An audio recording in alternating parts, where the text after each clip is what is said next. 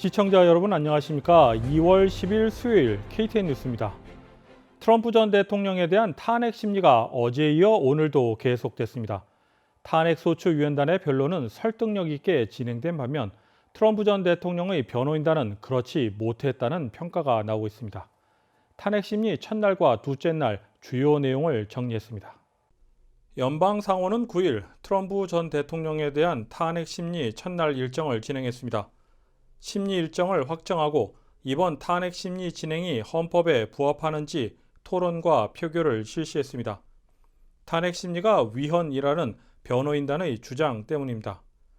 표결에 앞서 탄핵 소추 위원단은 퇴임한 고위 공직자라 해도 탄핵 심리에 예외가 될 수 없다고 주장했습니다.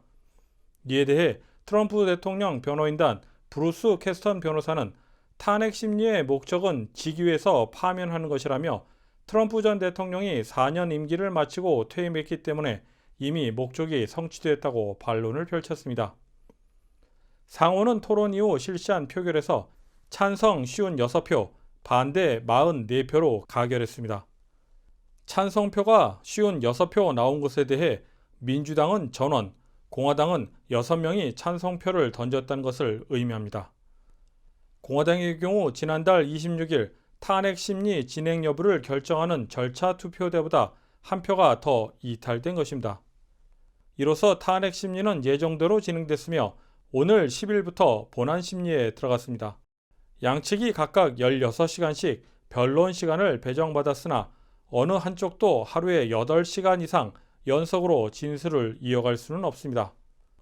트럼프 측 변호인 브루스 캐스터 변호사와 데이빗 쇼원 변호사의 변론은 공화당 상원 의원들에게조차 핵심을 짚지 못했다는 혹평을 받았습니다. 반면 탄핵 소추 위원단 측은 증거 영상을 효과적으로 사용하며 설득력 있는 변론을 펼쳤다는 평가가 나오고 있습니다.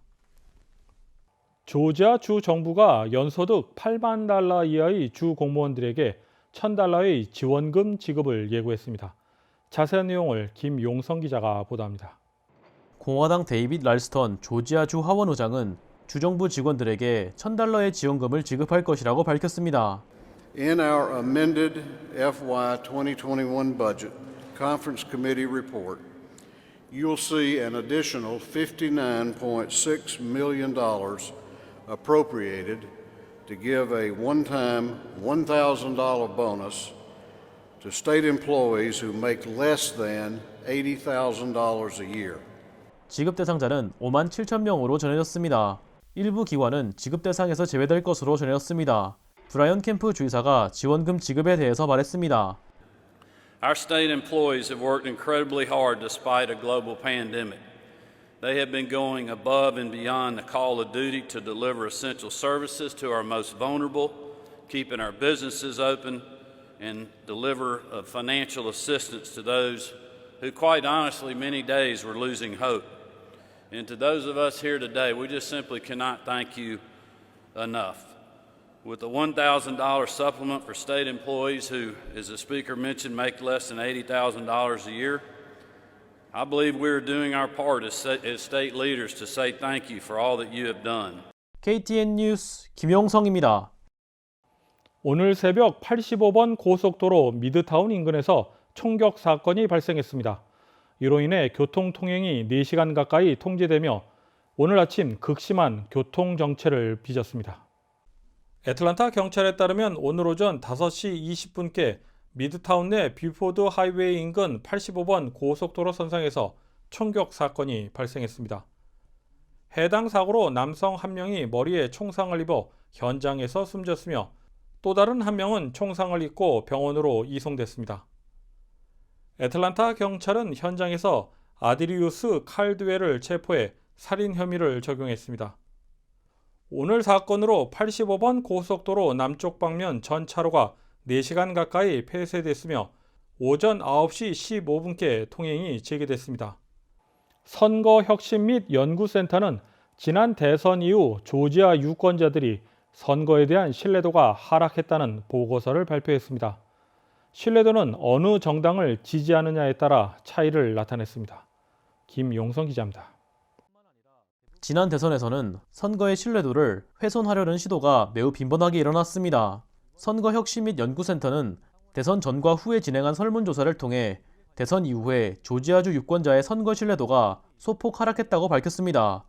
자신의 투표가 올바르게 집계되었을 것이라 믿는가라는 질문에 전체 유권자들은 대선 전에는 91%가 믿는다고 답변했지만 대선 후에는 83%로 하락했습니다. 공화당 지지자 내에서 변화가 컸습니다. 대선 전에는 93%가 믿는다고 답변했지만 대선 후에는 71%로 내려갔습니다. 민주당 지지자의 경우에는 반대로 대선 전에 92%에서 대선 후에는 98%로 신뢰도가 상승했습니다. 현장 투표와 부재자 투표에 대한 신뢰도에도 영향이 있었습니다. 대선 전에는 90%가 현장 투표를 신뢰한다고 밝혔지만 대선 후에는 85%로 하락했습니다. 부재자 투표의 경우에는 대선 전에는 93%가 신뢰한다고 밝혔지만 대선 후에는 87%가 믿는다고 밝혔습니다. 이러한 결과에 대해 선거혁신 및 연구센터는 대선 전후의 허위 정부 캠페인이 유권자의 신뢰도를 일정 부분 하락시키는 데는 성공했지만 여전히 공화당 지지자 내에서도 신뢰도가 70%를 넘는 등 의도보다 안 좋은 성적표를 받은 것으로 평가했습니다. KTN 뉴스 김용성입니다. 풀턴 카운티 검찰청의 파니 윌리스 검사장은 라펜스버거 주 내무부 장관에게 서한을 보내 트럼프 전 대통령의 전화통화와 관련한 문서에 대해 증거 보전을 신청했습니다. 약 12분 정도 길이의 전화통화에는 트럼프 전 대통령이 대선 결과를 인정하지 않고 라펜스버거 장관에게 선거 결과 번복을 위한 11,000개의 표를 찾아달라는 내용이 공개된 바 있습니다. 윌리스 검사장은 트럼프의 전화통화 내용에는 음모와 공갈, 기타 위반 협의가 있다며 2020년 대선 관련 그의 모든 기록을 보존해달라고 요청했습니다. 윌리스 검사장은 이번 수사가 풀턴 검찰청의 최우선 과제가 될 것이라고 밝히며 소환장에 이어 4달 배심원이 소집될 수 있다고 덧붙였습니다. 다음은 코로나19 소식입니다. 오늘의 코로나19 현황을 김용성 기자가 정리했습니다. 10일 오후 3시 30분 기준 미국 내 코로나19 누적 확진 환자는 2,785만 7,904명, 누적 사망자는 48만 1,698명입니다. 어제 하루 동안 신규 확진 환자는 9만 6,004명 늘었고 신규 사망자는 3,269명 증가했습니다. 주별 누적 확진 환자는 캘리포니아, 텍사스, 플로리다, 뉴욕, 일리노이 순으로 많습니다. 주별 누적 사망자는 뉴욕, 캘리포니아, 텍사스, 플로리다, 펜실베니아 순으로 많습니다. 다음은 조지아주 코로나19 현황입니다. 오후 2시 50분 집계에 따르면 조지아주의 누적 확진 환자는 78만 494명, 누적 사망자는 13,599명으로 집계됐습니다.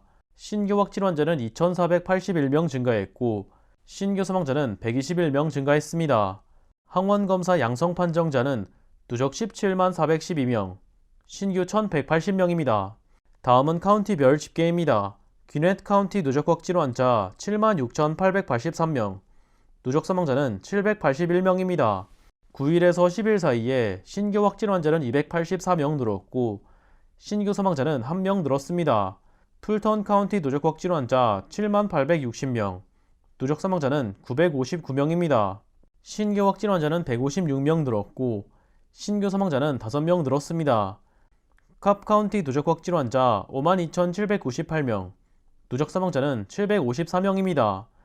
신규 확진 환자는 118명, 신규 사망자는 5명입니다. KTN 뉴스 김용성입니다.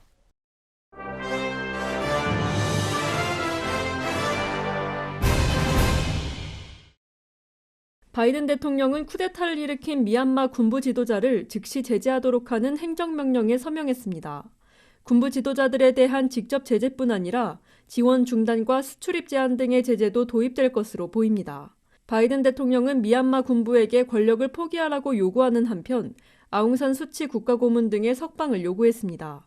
미얀마 전국에서는 쿠데타에 대한 항의 시위가 벌어지고 있으며 미얀마 군무는 계엄령을 선포하고 대응하고 있습니다. 시위 과정에서 시위 참가자가 경찰의 실탄 발포에 맞아 중태에 빠진 사건도 발생했습니다. 바이든 대통령은 미얀마의 쿠데타 사태를 민주주의와 법치에 대한 직접적 공격이라고 규탄하며 제재 복원을 경고했던 바 있습니다. 한국 정부가 해외 입국 내 외국인에 대해 PCR 음성 확인서 제출 의무화를 시행하기로 결정했습니다. 주 애틀랜타 총영사관은 공지사항을 통해 외국인 공항 입국의 경우 1월 8일 0시 이후 대한민국 입국자는 출발일 기준 72시간 이내 발급한 PCR 음성 확인서를 검역 단계에서 제출해야 한다고 밝혔습니다. 또한 항만선언의 경우 1월 15일 0시 이후 승선자부터 적용한다고 덧붙였습니다. 내국인의 경우는 2월 24일 0시 입국자부터 적용되며 PCR 음성 확인서를 제출하지 못하는 경우 임시생활시설 진단검사 후 격리 수용되면 14일 동안 발생하는 비용은 각자 부담해야 합니다. 연방식약청 FDA는 일라이릴리 항체 치료제 2종을 병용하는 요법에 대해 긴급 사용을 승인했습니다. FDA는 확진자에게 두 치료제를 병용해서 사용할 경우 입원 치료와 사망 가능성이 70% 낮아진다는 자료를 근거로 사용을 승인했습니다. 경증과 중증 등 증세를 보이는 12세 이상 환자뿐 아니라 중증 발전 위험이 있는 환자에게도 처방할 수 있습니다. 하지만 이미 입원하거나 산소 공급이 필요한 환자에게는 사용이 제한됩니다. 일론 머스크의 민간 우주 탐사 기업 스페이스X 소속 승무원들이 미국 역사상 47년 만에 우주에서의 최장 체류 기록을 경신했다고 밝혔습니다. 스페이스X의 우주 비행사 4명으로 구성된 크루1은 지난 7일 국제우주정거장 ISS에서 임무를 수행한 지 85일째를 맞으면서 종전 기록을 갱신한 겁니다. 미국이 보유한 이전 기록은 84일로 1974년 항공우주국 나사의 첫 우주정거장 스카이랩에서 마지막 임무를 수행한 스카이랩4 승무원들이 세웠습니다. 크루1은 지난해 11월 15일 플로리다주 케네디 우주센터에서 유인 우주선 리질리언스의 크루 드래곤을 타고 27시간의 비행 끝에 국제우주정거장 ISS에 도착했습니다. 이상으로 2월 10일 KTN 뉴스를 모두 마칩니다. 시청해주신 여러분 고맙습니다.